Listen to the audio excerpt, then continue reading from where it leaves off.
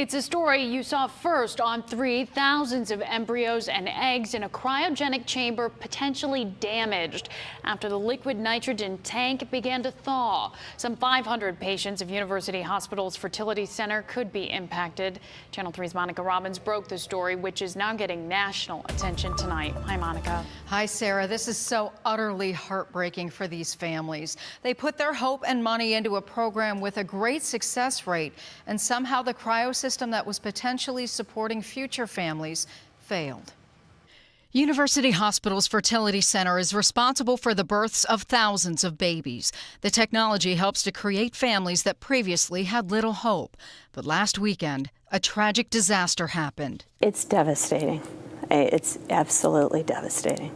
Embryologists noted that the temperature had increased in the liquid nitrogen tank that stored our embryos and eggs. We don't know the reasons why yet, but we do know that the temperature that was measured at a portion of the tank was higher than our acceptable limits.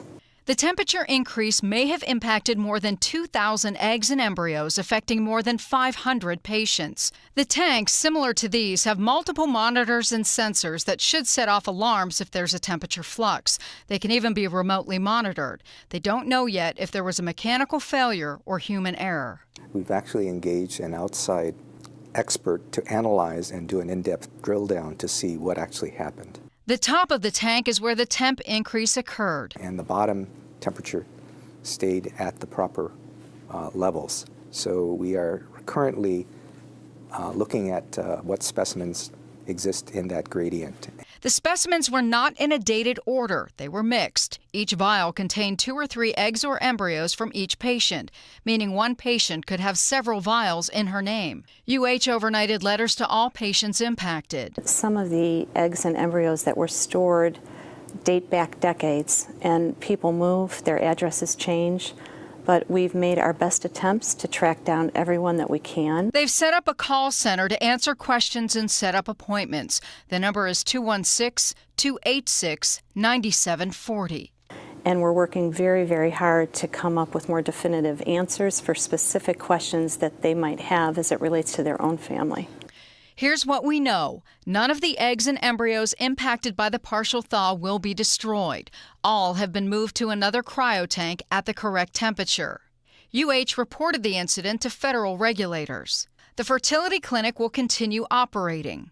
What we don't know, the exact cause of the partial thaw, machine malfunction, or human error. How many of the eggs and embryos are no longer viable? They must be completely thawed to determine viability, but then cannot be refrozen. There is no way to put a dollar figure on the cost of this disaster, but the hospital may waive the cost of future procedures and treatments. We are so very, very sorry. We, again, want to do all that we can to support them, and we will stand by to answer questions and address them, understanding that we may not have all of those answers right now. University Hospitals moved its fertility center into the new Ahuja Medical Center back in 2011, and at the time the equipment and technology was all brand new.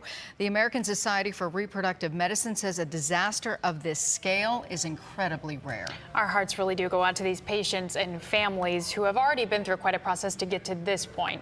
Is there any chance any of these would still be viable? You know, that's the big unknown. Each patient's case needs to be evaluated independently, which is why patients really need to talk to their physicians. Again, the only way to truly know is by completely thawing them, but it would stand to reason that those that were in the biggest temperature increase at the top are probably damaged. All right. Thank you, Monica. Sure. Because I don't have ovaries anymore. I don't have a sister to take eggs from, or anything that looks like me.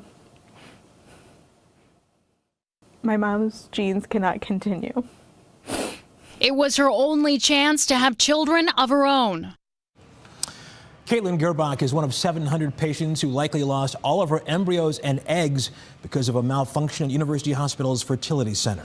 Senior health correspondent Monica Robbins broke this story. And Monica, you spoke with Caitlin today, who had just this one shot at biological children. Yeah, she really did. Caitlin's story, though, is slightly different from those couples who were going through fertility or IVF treatment. Caitlin lost her chance to have children 5 years ago. Those eggs and embryos represented her only chance at motherhood and the only way to pass on her mother's own legacy. Caitlin Gerbach has endured more suffering in her 28 years than some would experience in a lifetime. At 13, she lost her mother to breast cancer. At 23, she learned she had cancerous tumors on her ovaries, and they had to be removed, ending any chance of pregnancy. That's when she was offered the option of fertility treatment. My body tried to tell me I could be a mom, but science told me different. And I felt so blessed to be here in Cleveland to be presented with these solutions. She underwent the painful process of egg extraction and ultimately had 10 eggs and 4 embryos with the help of her boyfriend at the time.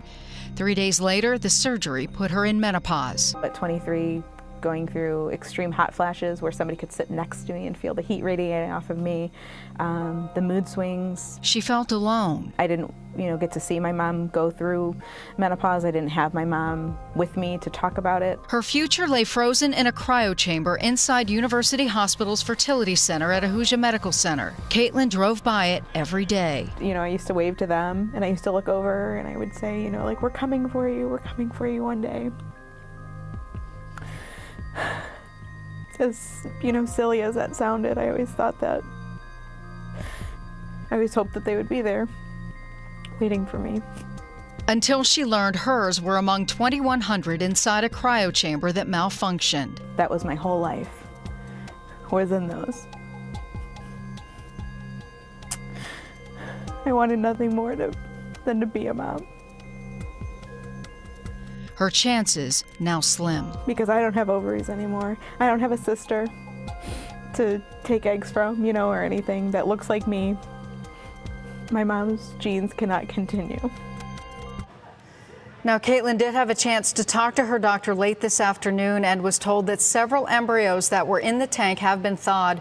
None have been viable. She suggested Caitlin consider using an egg donor or an egg bank in her future fertility efforts. And tonight at 11, we'll talk to another family impacted by this tragedy and an organization that wants to provide support for those dealing with the grief of loss. And still, Sarah, no definitive cause yet on what exactly happened. The investigation's still going on. Okay, and I know we're paying attention to that. I'm sure it's hard to even just picture this new reality at this point, but has Caitlin thought about any of those options, what she'd do?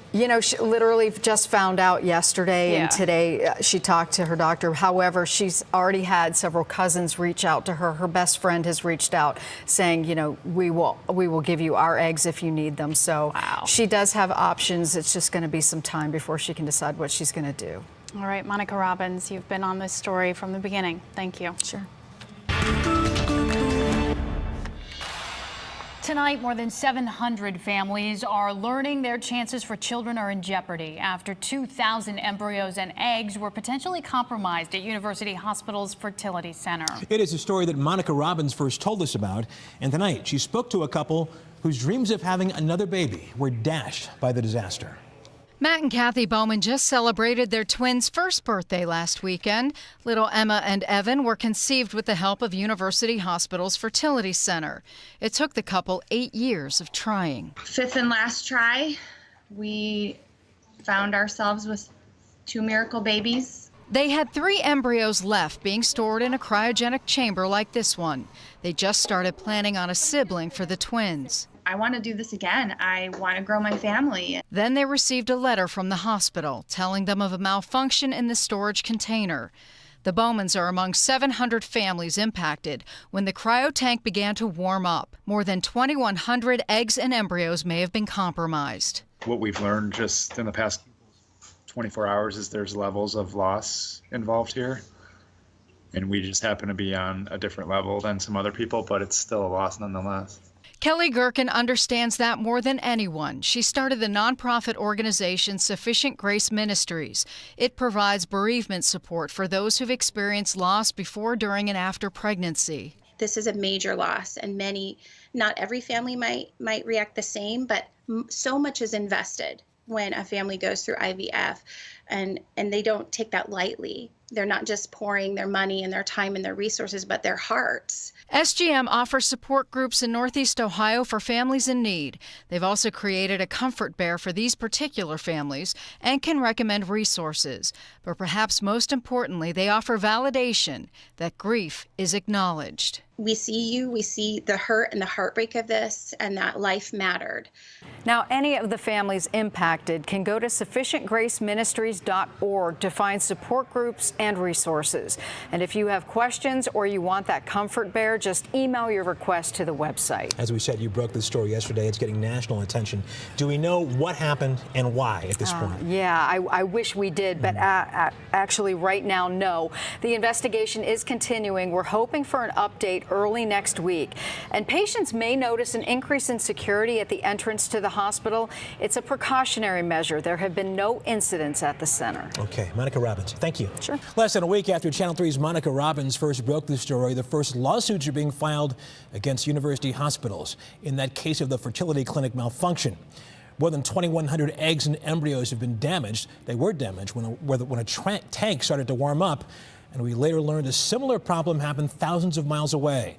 Monica joins us now with an update. Hi, Monica. Hi, Russ. That's right. Another fertility center in San Francisco experienced a similar malfunction, impacting nearly 500 of their patients on the same day as the case in Cleveland. And today, another law firm went public, filing another lawsuit against the hospital. But it's doubtful any of these cases will ever go to trial.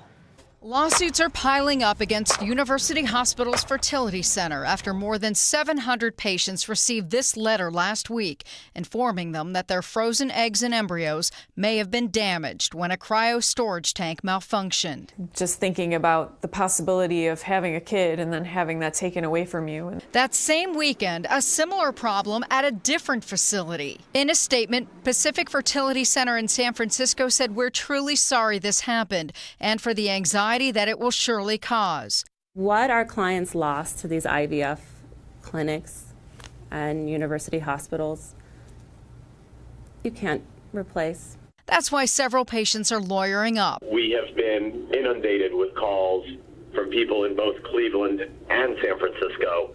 We have dealt with cases like this before. It breaks my heart every time. We want to get to the bottom of this. We want to hold the hospital accountable. Apologies are nice, but they had a tremendous responsibility. In a statement, University Hospital said, "We understand why some people might feel compelled to take this step. Any lawsuits being filed will have no bearing on the independent review being conducted or our determination to help patients who've suffered this loss." However, at least one lawyer doesn't expect these cases to ever go to trial. We are unaware of a single case like this that has actually made it to trial. And there is no evidence that the Cleveland and San Francisco cases are related at this point. We're hoping to hear more from UH in the next day or two about the cause of that malfunction. As more women learn their hopes of motherhood are in jeopardy because of problems at University Hospital's Fertility Center, our Monica Robbins, who broke this national story last week, is finding the fertility industry is largely unregulated. That could soon be changing. Investigators from the Ohio Department of Health were at the Fertility Center Tuesday on behalf of the Centers for Medicare and Medicaid Services, or CMS, who asked them to make sure UH was in compliance with federal regulations. While CMS does regulate labs that deal with human tissue, fertility centers are not typically under Medicare or Medicaid. And that's the issue. The fertility industry is largely self-regulated. It's the Wild West. These people are running operations without meaningful oversight, period. We want to make sure that that changes. UH voluntarily allows the College of American Pathologists to inspect the lab every 2 years. They were contacted March 9th and began their investigation the same day, but again, it's voluntary. There is some regulatory fabric out there, but no one is telling us how they followed it, what they followed, or what was beyond their control. Robert DiCello is representing dozens of clients in lawsuits against university hospitals. In a statement, the American Society for Reproductive Medicine said when the fertility center completes its full investigation and we learn what went wrong, we'll work with our member clinics to help them take any steps needed to ensure such an event never happens again. But again, no actual regulation. And 2 years ago, ASRM created recommendations for the development of an emergency plan for in vitro fertilization programs. In it, it suggests patients sign informed consent prior to storage, that the clinic will make efforts to maintain the cryopreserved state, but the program can't be held responsible due to natural disasters or other emergencies beyond the control of the clinic. This case may prompt new laws, but before that happens, DiCello hopes the lawsuits get things started. The lawsuit can make the change when the judge orders UH to make new rules, follow new procedures, ordered by the judge that satisfy everyone's concerns. And still no update from the hospital about a specific cause to the malfunction. However, I did talk to the chair of the Partnership for Families charity organization.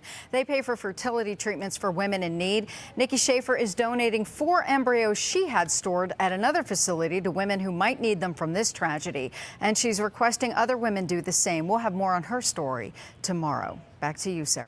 The lawsuits, frustrations, and anger over the University Hospital's fertility clinic malfunction continue to grow, but it's also sparked compassion. Senior health correspondent Monica Robbins broke the story last week. Tonight, she introduces us to a mom who is offering her most valuable gift, her embryos, to a woman who may be in need. Nikki Schaefer loves being a mother, but it wasn't easy for her to get to the point of family vacations, pierced ears, and school reports. She deeply understands the struggles of infertility some women experience. And those feelings of loneliness and disappointment and helplessness, I think, connect you in a way that is like being sisters. She and her husband Brian traveled the scientific journey that resulted in 2 children. First came Noah through IVF, and then little Lane from a frozen embryo transfer. So when she heard the news of the cryotank malfunction and the loss other women suffered, her heart shattered. Lane is a frozen embryo, and that was my hope of having a baby girl, and that someone else lost that was devastating to me. But she refused to feel helpless. In a cryotank at another facility are 4 embryos left over from her process. In a Facebook post, Nikki announced her plans. We would be donating our frozen embryos to victims of this tragedy. Nikki chairs University Hospital's Partnership for Families, a program that provides funding for qualifying couples who have trouble conceiving naturally. The program helped pay for Caitlin Gerbach's egg retrieval after an ovarian cancer diagnosis removed her natural chance at motherhood. Tragically, Caitlin is now one of the women who lost her eggs and embryos in the cryotank failure. I wanted nothing more than to be a mom. It's cases like hers that Nikki wants to help, and she hopes other women do the same. I hope that other people who have jumped on the bandwagon and are donating their embryos or their eggs, I hope that does it for these families. And Nikki says she's been contacted by at least 6 women who say they are going to do the same. Nikki contacted her doctor, James Goldfarb, who of course runs the fertility center here at UH at Ahuja Medical Center. Anything that happens with this, though, will have to wait until the investigation is complete and probably when the lawsuits are also settled. The investigation continues. UH has brought in thermal engineers to figure out why that cryotank failed. Back to you, Sarah. Monica, Nikki's kids are a few years old, as we saw there. How did she decide that she wanted to donate her embryos? You know, she struggled with that, and that's why they stayed in the cryotank and she was paying for storage all that time. But she said when this incident happened, it just became obvious to her what the future of those embryos need to be, and they need to be helping those families. Wow. Reporting live in Beechwood, Monica Robbins, Channel 3 News. Good evening. A couple put their trust in University Hospital's Fertility Center twice. They say both times the hospital failed them. Channel 3's Monica Robbins broke this story of the malfunction that damaged or destroyed eggs and embryos at UH this month. And Monica, this couple lost embryos once before. Yes, Sarah, dozens of lawsuits have already been filed, but this one is slightly different. It claims the hospital malfunction destroyed embryos 2 years ago. In the lawsuit, it says in March of 2016, the couple had 12 embryos being developed in an incubator at the UH Fertility Center. On March 16th, the couple was notified by their physician that there was an incubator malfunction and that 9 of the 12 embryos were lost for sure, and he was unsure about the viability of the other 3. Those 3 failed to result in pregnancy. In the summer of 2016, the couple tried again and had 10 embryos. 2 of those resulted in the birth of 2 girls. The other 8 were preserved. The couple planned to try again this summer, but was then informed their embryos were damaged in the recent and still unexplained cryotank malfunction. The lawsuit accuses UH of negligence, breach of contract, and fiduciary duty. The College of American Pathologists inspected the UH Fertility Center in April of 2016. We don't know if this malfunction the month before was noted in that report. The hospital voluntarily submits to those inspections. The next is due next month. What we have learned is that fertility centers are largely self-regulated. We caught up with U.S. Senator Sherrod Brown and asked his thoughts. I want to know more, and we will look to see what the next steps are based on that. But I need to talk to UH. I need to talk to people in Health and Human Services to see why we have ignored this before and where we go next. Now, the hospital said it does not comment on litigation cases. We do know that these types of malfunctions do happen occasionally. The law firm PRW actually has a division dedicated to fertility lawsuits. But the scale of the catastrophes at UH and the San Francisco clinic on the same day has never been seen before. And we'll have to wait and see what the fallout from these cases, if any, will be. Sarah? 4,000 eggs and embryos, potential lives gone. The damage at the University Hospital's fertility clinic is nearly double the number that was first reported. Good evening, I'm Chris Tyen for Russ. And I'm Sarah Shookman. The reason for the malfunction? Human error. Someone shut off a remote alarm system on that tank. Channel 3's Monica Robbins first broke this story. She's live for us tonight. Monica, investigators found more issues with this tank now. Yeah, Chris, they actually did, but we have some answers, but not all. And tragically, this catastrophic failure is more than on just one level. In a letter sent to fertility patients impacted by the cryotank failure, University Hospitals outlined several reasons why the system failed. The most concerning cause was human error. Remote alarm that we thought was working was deactivated. We don't know when it was deactivated or who was responsible for deactivating it. The tank appeared to be filled with liquid nitrogen and at the correct temperature when the staff left on Saturday. When they returned Sunday morning, they heard the alarm. The alarm that was shut off is the one that should have sent an alert message to the designated embryologist that there was a problem. A computer triggered deactivation as far as we can tell, so it wouldn't be on site in terms of the deactivation as far as I can tell. UH is still investigating how and who shut it off, but since the failure, they've changed protocol. The lesson to be learned is redundancy, which we have built in now. We have 3 levels of redundancy for these alarms. We have multiple alarms on all our critical, not just the freezers, but incubators, refrigerators, freezers, etc. The new alarms will send text messages and emails to 3 staff members who will also wear beepers. Little consequence for the nearly 1,000 patients who lost a combined 4,000 eggs and embryos. But UH is taking full responsibility and vowing to help those impacted. We very much want them to know that we will take care of them, provide additional cycles at our cost. There is no obligation to sign a legal release to take advantage of this. So while the hospital admits human error, there was another issue they were dealing with. The automatic fill on that long-term cryotank wasn't working. They contacted the manufacturer trying to fix it, but unfortunately this crisis happened before they could get that done. Meanwhile, an NBC News investigation reveals more about the Michigan company that manufactures these tanks. Here's NBC's Kate Snow with that story.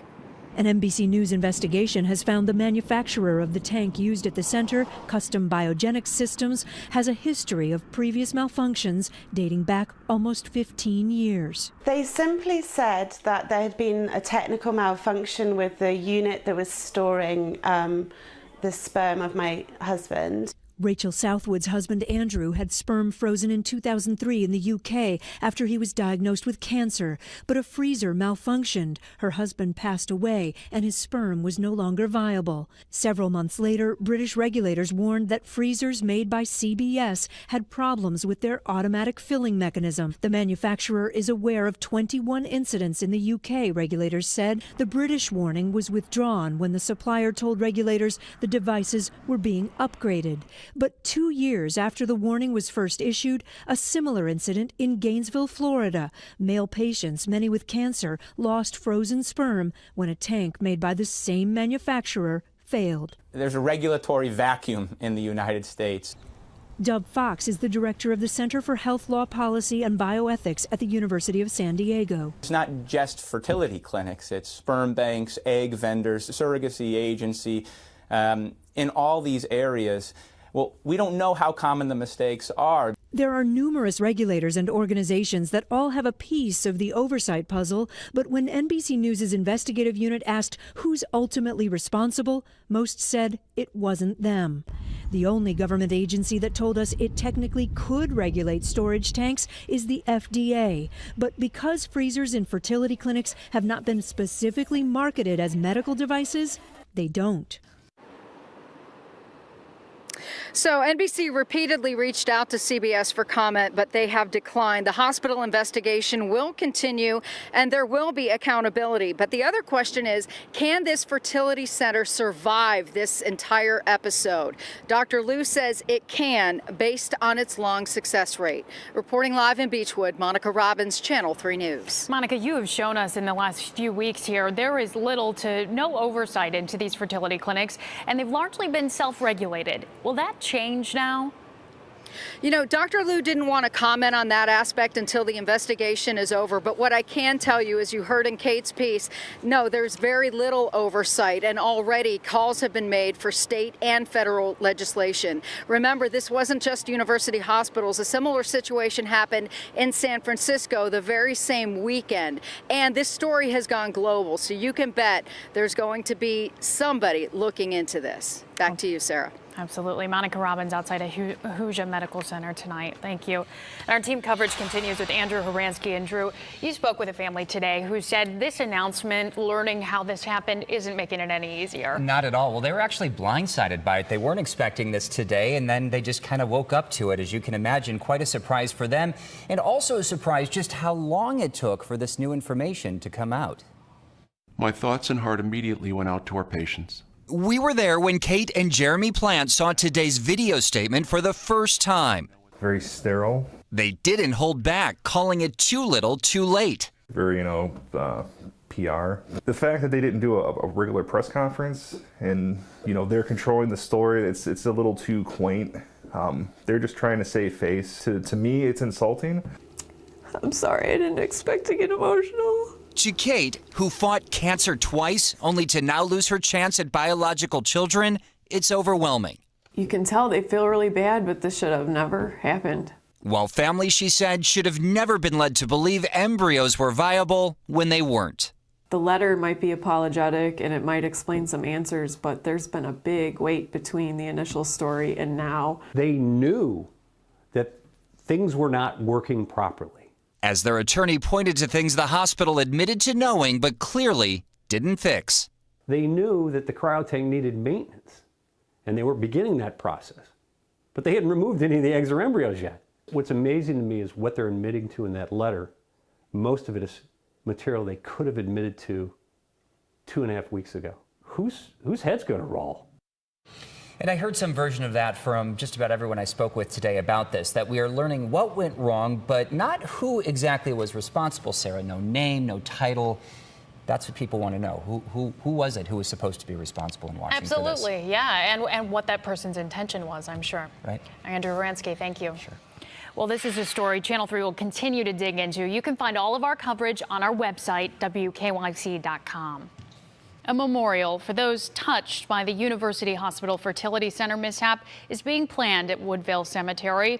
While the healing continues, heartbroken couples are now focused on ensuring this does not happen again. Our Monica Robbins met today with one couple demanding change in this largely unregulated field. That's right, Sarah. You'll recall earlier this week, university hospitals admitted someone shut off the remote alarm system that would have warned the embryologist on duty that the cryo tank was failing. They say their investigation is still ongoing, and since the event, they have increased alarms to alert 3 people instead of 1. But that doesn't help the 950 families who lost a combined 4,000 eggs and embryos. They want more answers, and they want better oversight so tragedies like this never happen again. In 2014, Matt and Emily Petit started their fertility journey at university hospitals. When they first met with their physician, he just gave us so much hope. He said, "You two are going to be parents, and I'm going to make this happen for you." And they did. Mason is the joy of their lives. We wouldn't have had him if it hadn't been for IVF. He is our miracle. The couple chose to store 2 remaining embryos with the hospital with the hope of giving Mason a sibling later this year. Then 3 weeks ago, they received the devastating news. We had our future in that tank, and your human error has robbed us of that. They plan on joining the fight for better regulation over fertility clinics. They want to see specimens stored in more than one place so there's always a backup in case one tank fails. They want couples to have faith in IVF, but know to ask questions about specimen storage. No other couple sits where we are sitting right now. No other couple feels this hurt, this anguish, this loss. And through that, making sure that there are more regulations, that there is somebody to hold these clinics accountable. There's got to be change in the way this process is done. The couple is represented by the DiCello law firm, now representing dozens of families suing UH. Attorney Mark DiCello says even though the hospital cites human error, he thinks the problem could be much bigger, if not system-wide. This looks like many people making bad decisions to allow something completely predictable and completely avoidable to happen. The couple wants to grieve and they want closure. They want people to understand the effort to become parents was an incredibly difficult journey, and the offer by the hospital for free treatment isn't an easy decision to make. It was so hard to see Emily going through that. The mental, the physical, the emotional anguish, the stress and the strain that it put on us individually, the stress and the strain that it put on us as a couple. I don't know if I can put us through that again. Now, at the beginning of the story, we talked to you about the memorial that's being planned. Well, many of the families wondered if they would be able to get their eggs and embryos returned to them. We reached out to university hospitals. They told us it has always been their policy that if a family wants them back, UH can and will accommodate that request. Sarah? Likely an important step in their healing, Monica. And good evening. A famous name is joining the legal fight in the UH fertility clinic case. Attorney Gloria Allred was in town today. She is now representing 3 women suing the hospital. Channel 3's Monica Robbins joins us now with that story. Monica, good evening to you. Good evening, Russ. Every story coming out of this case is utterly heartbreaking. But for the women who've battled cancer and now lost all hope of having children of their own, heartbreak doesn't seem to be a strong enough word to describe their anguish. And now they've added one of the most notable women's rights attorneys to their legal team. It's not surprising to see LA attorney Gloria Allred representing women in sexual misconduct cases, such as the case against Bill Cosby or even the president. But Allred came to Cleveland to add her legal weight to 3 cancer survivors, all suing university hospitals over the fertility tank failure. This is a very serious issue of reproductive rights.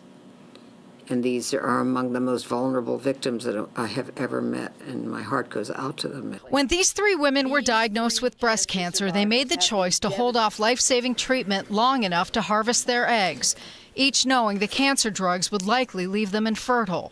Cancer is a thief. It robs you of nearly everything and leaves you with almost zero control over your life.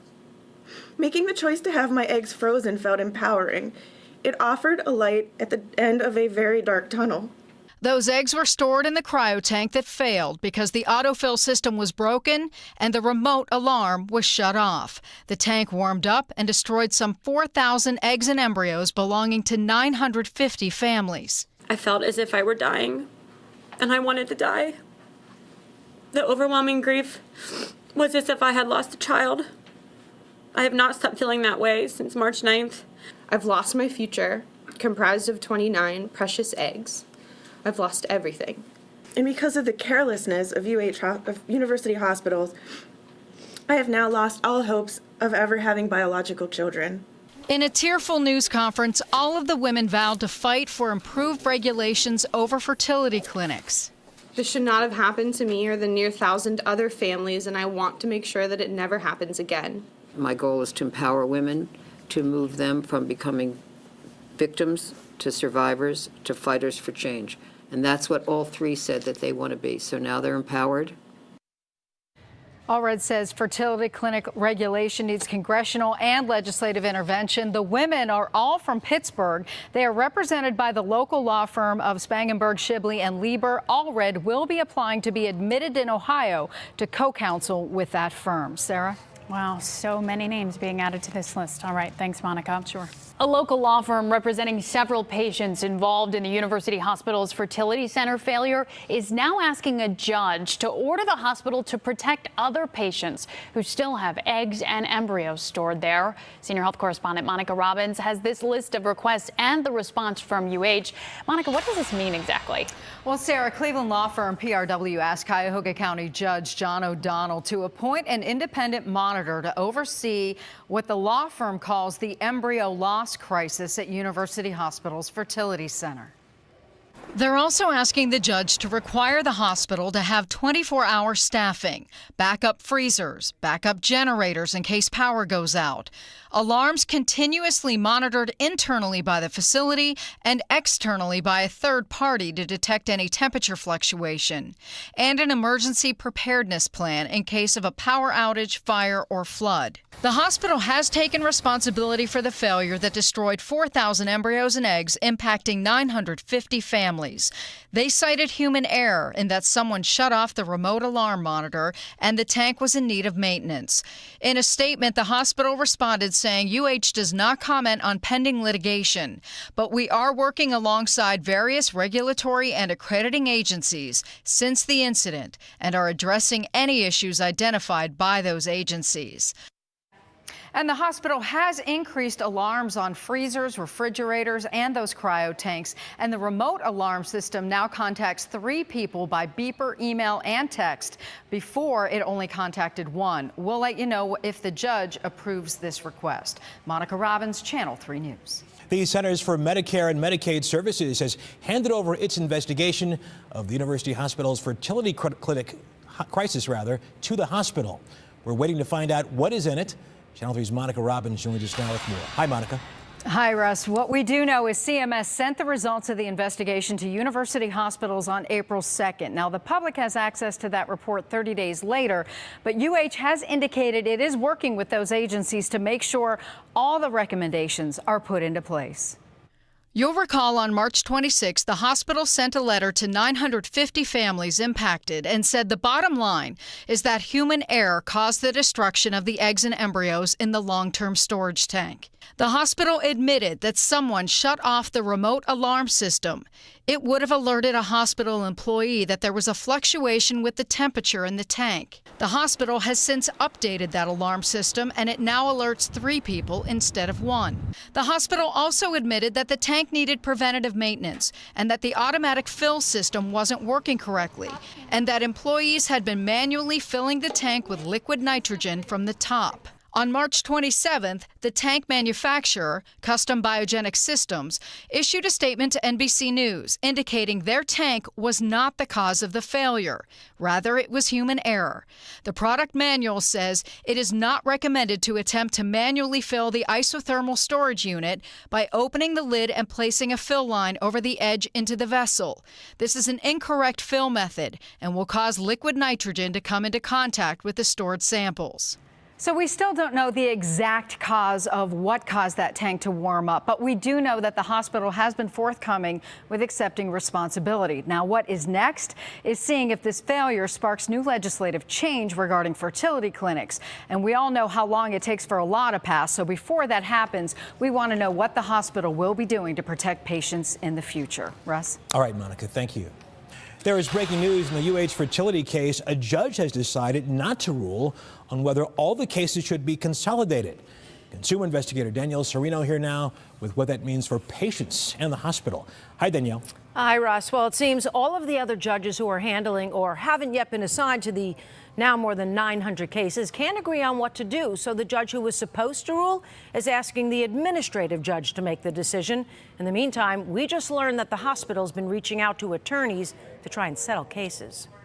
I can count on one hand, no matter how egregious the wrong has been, where somebody has called and said, we are at fault. It just doesn't happen. And that could prove a fatal blow for university hospitals, because if a judge finds them negligent in this fertility failure, their financial exposure could be huge. Is this hospital at risk of sinking?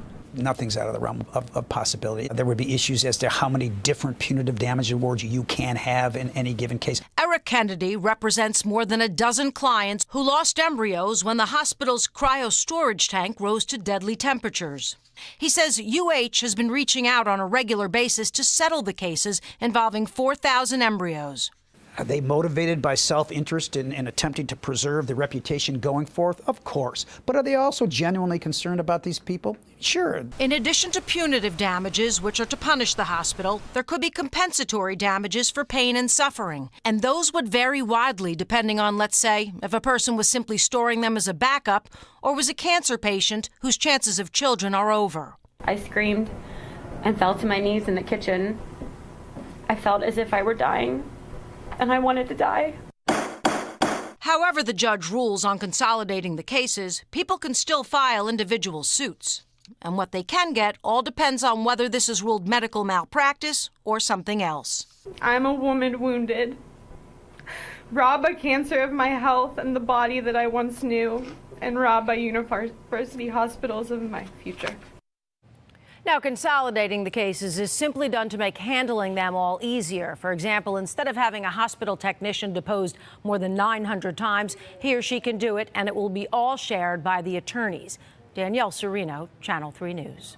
It has been a month and a half since the fertility failure at university hospitals, but some patients are saying they are no closer to finding answers about what happened because their attorneys claim the hospital does not want them to. Consumer investigator Danielle Serino here now with more. Hi, Danielle. Hi, Russ. The hospital has been very public in its admission that it's at fault, and what's most important for them is to make their patients whole. But behind the scenes, we're being told they're doing just the opposite. We failed our fertility clinic patients. We are sorry. I am sorry. University Hospitals has put on the perfect face, publicly apologizing, pledging to find the cause of the fertility failure, and supporting patients. In private, though, lawyers say it's just the opposite. We've been met with nothing but roadblocks and stone walls. Chris Patno's firm represents about 80 UH clients. He says while they initially went to their fertility center because, like its website says, they felt they were getting individualized, compassionate care, instead they've been victimized twice. First, after what happened at the hospital, now again because of its legal maneuvers. Who's responsible for changing my future?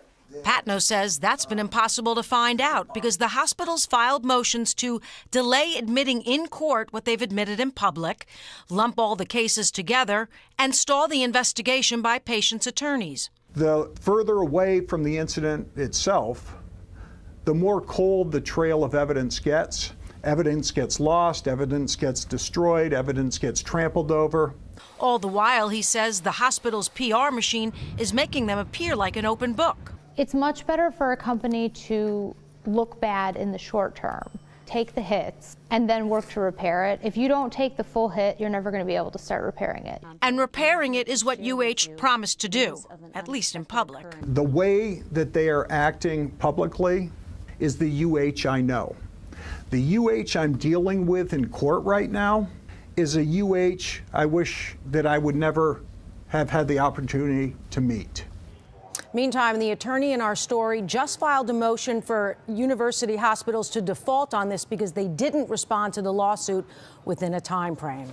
We heard an earlier statement from UH in your report, Danielle, but what about this new information? What is the hospital saying about all this? Yeah, UH sent us a response, which reads in part, UH does not respond to questions about matters in litigation, except to say the process of responding to the lawsuits and discovery are determined by the judge assigned to the matters and the rules of court. UH has publicly reported on its investigation, and there have been additional independent investigation. And that is their statement, Russ. Okay, Danielle Serino, thank you. An internal memo sent to employees from the CEO of university hospitals gave them some insight into what's been done since the fertility center failure. Our Monica Robbins first broke this story, and she has new details tonight. University Hospital CEO Thomas Zenti sent this internal email to UH employees yesterday. It lists the steps the hospital has taken since the fertility clinic malfunction that impacted 950 patients and 4,000 eggs and embryos. The malfunction happened because the temperature of a storage tank began to warm up during the overnight hours between March 3rd and 4th. It was a weekend. No one was there. And the system that's supposed to alert fertility clinic staff remotely was shut off. Zenti says several actions have been taken to improve lab safety at the fertility clinic, saying, quote, "We've changed equipment at the labs, including new tanks, alarms, and remote monitoring. In response to increasing demand for fertility services and new patients, we've hired additional embryologists, nurses, and support staff." Zenti says UH has reviewed all temperature-regulated storage systems throughout the hospital. He also reminds staff to speak up and report any potential risks. One concern expressed by both employees and patients is how the fertility disaster will impact the hospital's future. Zenti also addressed that in the email, saying, quote, "The fertility clinic event will not affect our ability to serve the healthcare needs of our community. We have insurance programs in place to financially protect our health system's assets. Since the event, our patient volumes across the system continue at expected levels, and our fertility clinic has added 115 new patients." Now, the email doesn't specifically address the dozens of lawsuits filed against the hospital or allegations that they're stalling when it comes to providing information to attorneys handling those cases. Zenti does praise fertility clinic staff for the compassion they've shown to devastated patients, some of whom have no remaining eggs or embryos and have lost their ability to have biological children. Monica Robbins, Channel 3 News. And good evening. Breaking news now at 6. University Hospitals has filed a motion to have a court dismiss those fertility lawsuits against them. Our Danielle Serino has been looking over those documents and joins us now. Danielle, what have you learned? Well, first of all, Russ and Sarah, they filed it on the Friday before Mother's Day. UH says that under Ohio law, when patients make a medical claim against a doctor or hospital, it has to involve the care or treatment of a person. And that's the key word here. Person versus embryo. And when a person sues, they have to support the claims with an affidavit of merit from a doctor. UH says that wasn't done.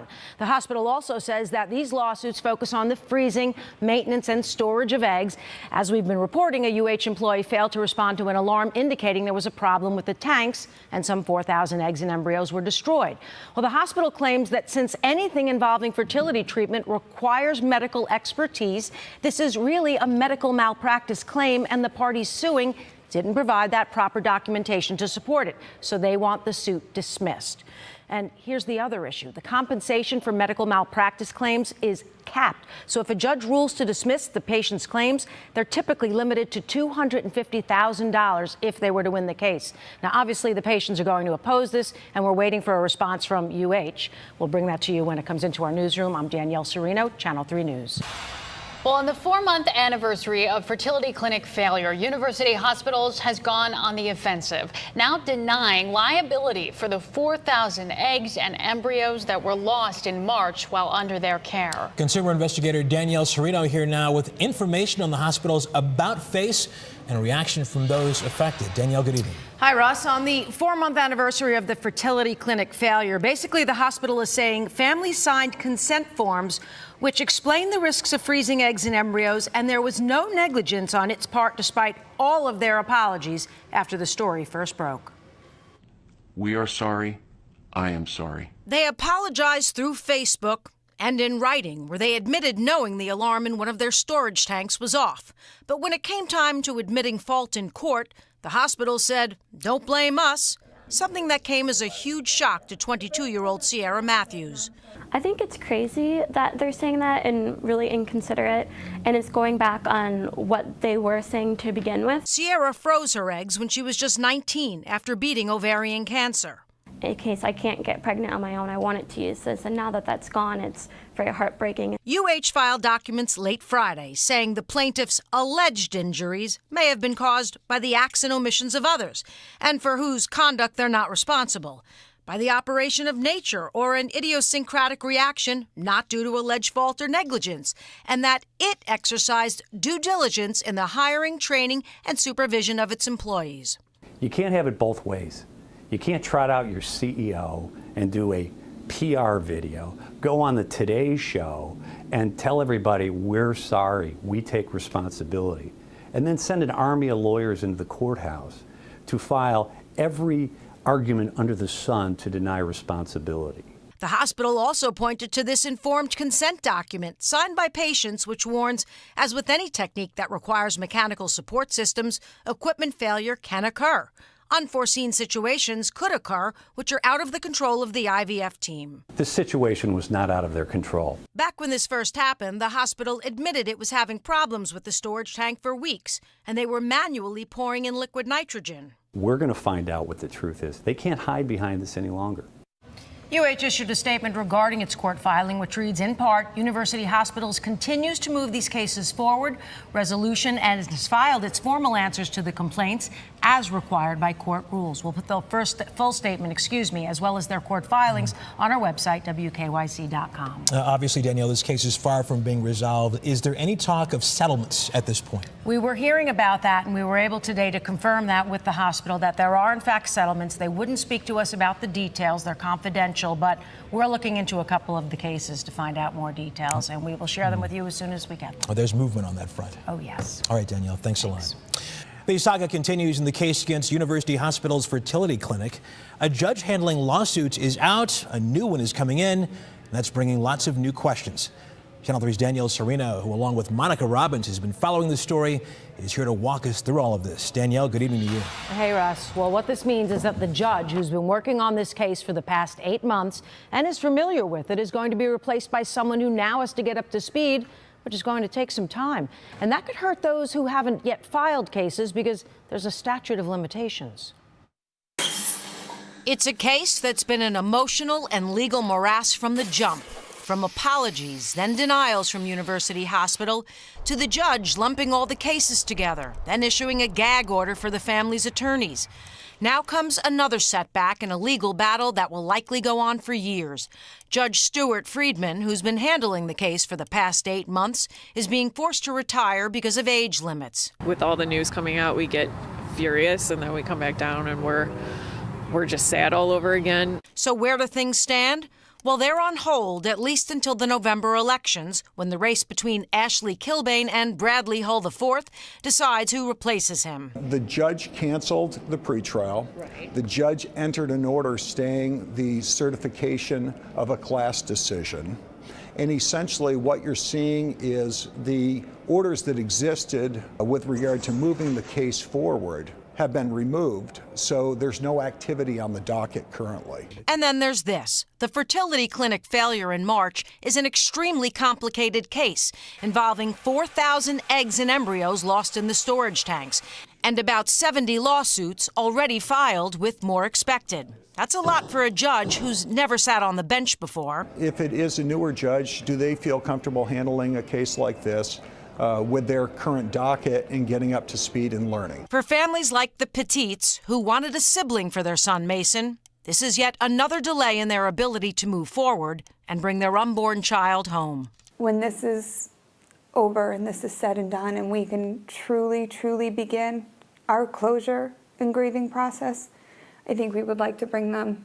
Yeah, we're not leaving them at the hospital. No. Now, there's another issue at play here. There are several hundred families who've not yet hired attorneys, and I'm told some are waiting to see how these cases play out.